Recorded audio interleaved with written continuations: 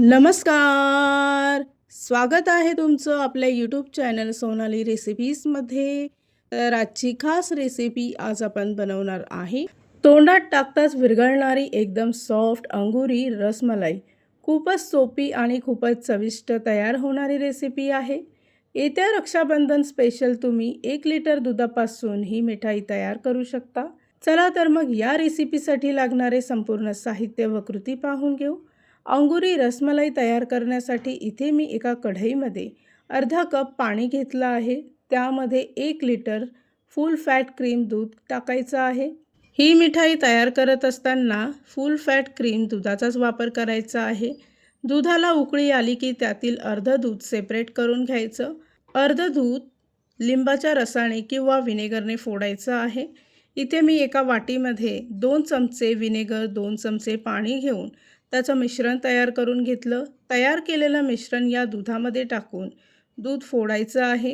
त्यानंतर त्याच्यातील पाणी सेपरेट करून एका सुती कापडामध्ये पनीर काढून घ्यायचं.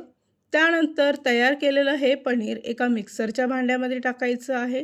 त्याचबरोबर 1 चमचा कॉर्नफ्लॉवरचं पीठ घेतलं आहे. कॉर्नफ्लॉवरच्या पिठाऐवजी तुम्ही 1 चमचा मैद्याचं पीठही टाकू शकता.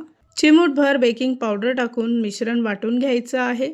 त्यानंतर ते एका प्लेटमध्ये काढून घ्यायचं. तुम्ही इथे पाहू शकता की अगदी स्मूथ असं मिश्रण तयार झालं आहे. थोडं थोडं मिश्रण हातावर घेऊन अशा पद्धतीचे छोटे छोटे बॉल तयार करून घ्यायचे आहे. त्यानंतर इथे साखरेचा पाक तयार करायचा. त्यासाठी एका भांड्यामध्ये 1 वाटी साखर घेतली आहे.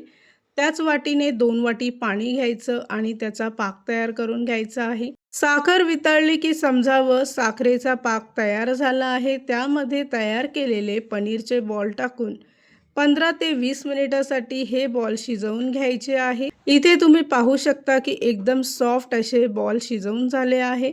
त्यानंतर त्याच्यातील एक्स्ट्राचं पाणी काढून घ्यायचं आहे.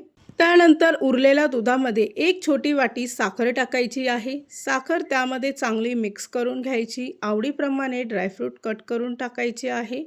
इथे मी केसरऐवजी येलो फूड कलर घेतला आहे. फूड कलर दुधामध्ये चांगला मिक्स करून घ्यायचा.